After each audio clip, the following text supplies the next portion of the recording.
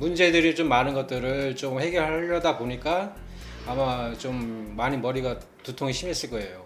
이제 그런 경우가 있고 올해 전반기는 원숭이들이 그렇게 썩 좋지가 않았어요. 사실 재물운이나 뭐 금전운 같은 거 이런 거는 열심히 하는데도 들어오지 않은.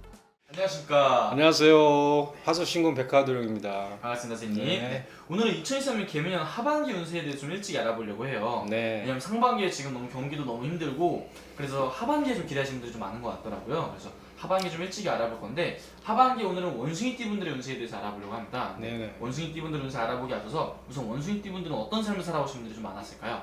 원숭이띠들이 보통 사교성이 되게 좋아요. 사교성이 좋고 그 다음에 되게 활발해. 말띠 많고 활발한데 근데 열심히 하는데 공덕이 안 생겨. 열심히는 해요. 뭐든지 부지런하고 그런데 그것 때문에 공덕이 안 생기니까 사람 때문에 마음의 한수도 많이 입었을 거고 부부관계 특히 이런 거에 좀 갈등을 좀 많이 겪었을 거예요. 올 한 해.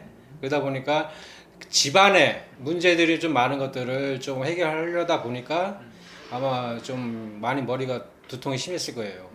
이제 그런 경우가 있고 올해 전반기는 원숭이들이 그렇게 썩 좋지가 않았어요. 사실 재물운이나 뭐 금전운 같은 거 이런 거는 열심히 하는데도 들어오지 않은 그런 전반기다 보니까 올해 같은 경우는 원숭이띠들은 하반기에 손해를 안 보려면은 절약을 해야 돼요.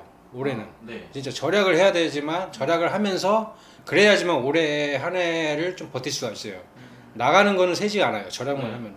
예, 그런 관계 있고 부부간의 관계 그리고 미혼들은 아무래도 애정 관계 이런 것들 때문에 아마 좀 많이 힘들었을 거예요. 원숭이들이 이렇게 사교성도 좋고 친밀하고 또 잘 하는데 이런 연애 관계에서는 조금 다른 띠에 비해 좀 많이 힘든 부분을 많이 겪어요.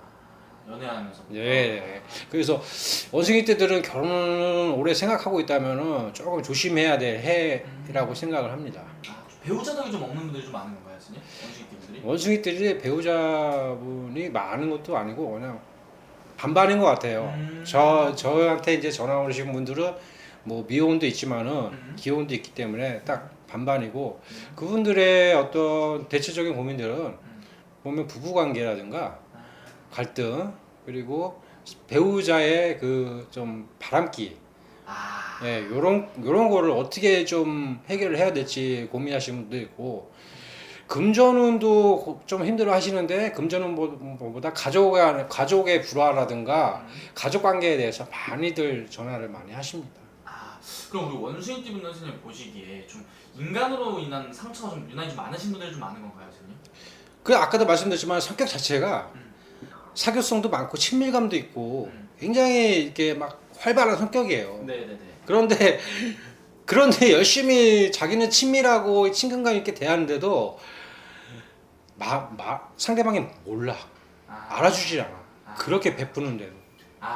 예. 당연시하게 막 여기고 이러는. 예, 그런 것도 있고 그러다 보니까 좀 본인이 마음을 많이 다쳐요. 원숭이들이. 그래 잘해주고도 좋은 소리 못 듣는 약간 그런. 예, 공덕을 못 찾는 거죠. 아까도 말씀드렸지만. 그 원숭이띠 분들이 뭐 재주 많고 뭐 손재주 좋고 이러신 분들 많잖아요. 영리하고. 많죠. 손재주도 많고 근데 제일 중요한 거는 손재주도 많고 잔재주도 많은데 좀 뭐랄까 끈기가 좀 부족해. 벌려놓고 마무리를 못 짓는 거야. 예, 끈기가 좀 부족하고 거기에서 좀 생각이 좀 복잡한 성격은 안 돼요. 원숭이들이 좀 단순한 면이 있어요. 단순한 면이 그건 건강에 좋은 건데 그럼에도 본인들이 작게 벌려놓고 그거를 좀 정리를 하고 그래야 되는데 끝까지 정리를 안 하는 예, 그런 편인 것 같습니다. 그럼 원숭이띠 선생님 그래도 하반기 선생님 보시기에 가장 기대가 되는 부분이 있다면 어떤 부분이 가장 좀 기대가 되는 거예요? 올해 한 5월에서 5월 달까지는 진짜 뭐 되게 힘들었을 거예요. 금전도 그렇고 부부관계도 그렇고. 근데 올해 7월에서부터 12월까지는 또 조심해야 될 부분들이 이때는 부부관계. 예, 아까도 말씀드렸죠. 부부관계 좀 각별히 좀 서로 대화도 많이 나누고 좀 이렇게 각별히 좀 신경을 많이 쓰셔야 되고 뭐 자식 때문에 그런 어떤 그런 문제보다도 부부관계가 좀 올해는 특별히 좀 신경을 많이 써야 되는 해고, 금전운 같은 경우는 올해는 조금 많이 밖으로 새는 걸 좀 잡아야 되고 좀 많이 안 쓰고 좀 아끼는 쪽으로 가야 됩니다. 그래야 올해는 크게 낭패를 많이 안 봅니다. 아, 오케이, 알겠습니다. 그러면 우리 원신 띠분들 그래도 이 부분만큼은 운세가 좋다 하는 분이 있다면 어떤 부분 운세가 좀 좋아 보이나요? 주변에 사람들이 많아요. 사람들도 많고 네. 본인이 좀 뭐 이렇게 좀 관리만 잘하고 이렇게 신경만 잘 쓰고 이러면은 굉장히 성격 자체가 활발하고 좋기 때문에 이런 사람에 치이는 거를 좀 잘 해야 됩니다. 예.